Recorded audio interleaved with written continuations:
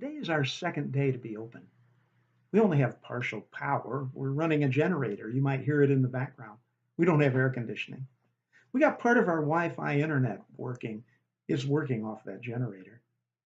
Thankfully, as Guam weather goes, it's been cooler. Again, in the big scheme of things, these matters are mainly inconveniences. Our expectation is that we'll be full speed in a few days. Now we go on. And not only am I, by God's grace, determined to do so, I see in our whole PIU family, staff, faculty, and students a determination to do the same. In fact, these students that you are looking at were just last night at a college fair encouraging other young people to join them here at PIU. It's one of the lessons that I learned from living through the worst storm I have ever experienced in all my time on Guam. Of course, keep in mind, I haven't been here very long. As Mangkhut approached, we reminded ourselves about how much we didn't know. At first, the storm followed a straight line that led to our campus, then it jogged north. Still, we didn't know. How far north would it pass? Would it turn south at the last minute? How strong would it be? All the meteorologists and computer models were a big help. The wisdom of those who had been through storms before was much appreciated. But at the bottom of the pile of forecasts and advice was this bedrock truth. We didn't know. We tend to live lives built on assumptions, some valid, some not. We tend to accept those explanations that make us feel best. The problem is, the answer that makes me feel good isn't always right. We don't like the I don't know answer, but more times than we want to admit, it is the right answer. Mangkhut was an effective teacher of that lesson. That was one of the things that brought about stress. Mangkhut placed all of us on our little campus in a sort of psychological test chamber. How would we respond? I'm pleased to say that my much expanded family responded very well. They worked hard in the heat and the rain. Some of the work was frustrating because for many of us it was a first.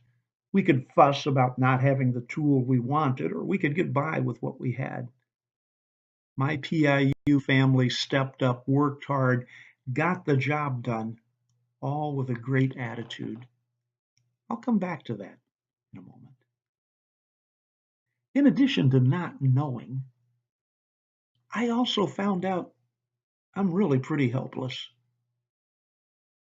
I remember from a safe vantage point looking at our administration building, the most vulnerable of our buildings on campus, and thinking, if the roof blows off, I really can't do anything except to watch it blow away and pray and hope that it doesn't hurt anyone.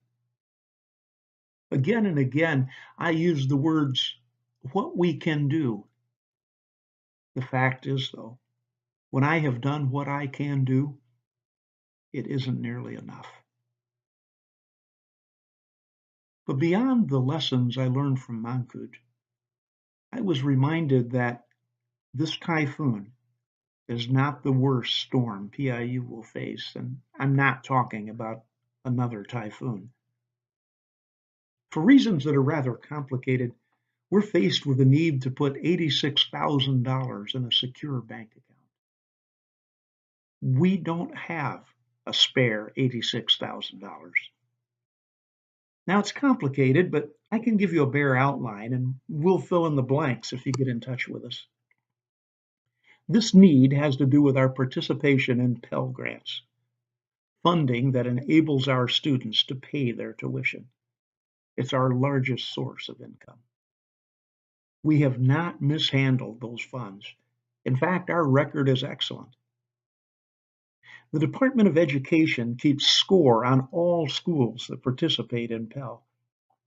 In spite of the fact that our financial situation has improved, Because of our low cash reserves over the past couple of years, our score is below the level that the Department of Education requires. The DOE requires us to have an $86,000 letter of credit. Now, since we don't own our campus, we don't have any collateral to offer for such a letter of credit. It's kind of like a bond that a contractor takes out to assure that the contractor will finish the job. Now, here's where it gets ironic. If we had the $86,000, we wouldn't need the letter of credit. But since we don't have the $86,000, we need the letter of credit, but we need the $86,000 to get the letter of credit.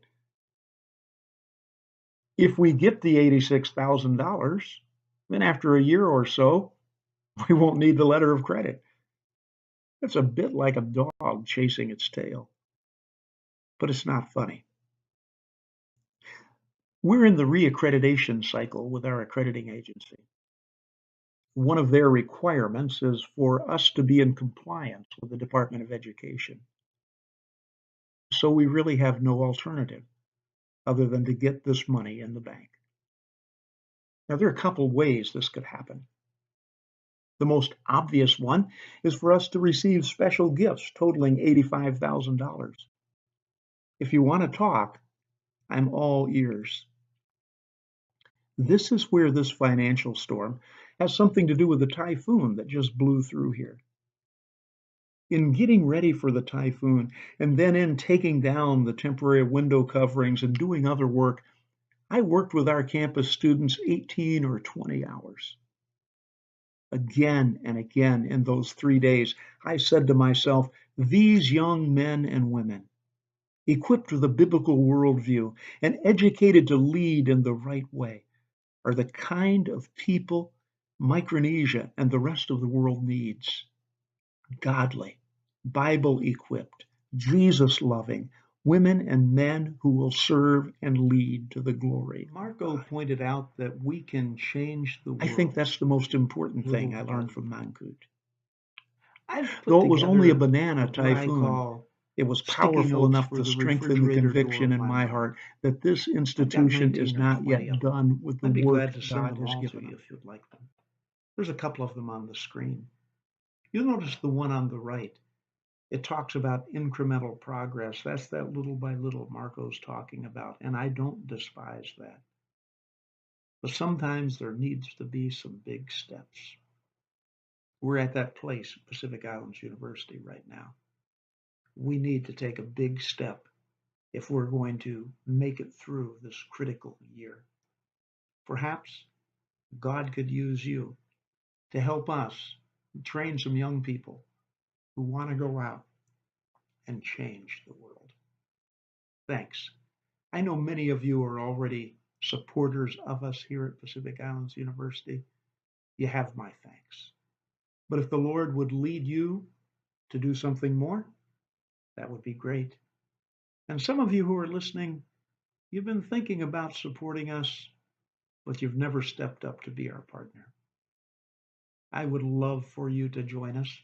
And as a mere token of our thanksgiving to you, we'll give you one of our official Coffee with the President coffee mugs. It's not much, but it's our way of saying thanks.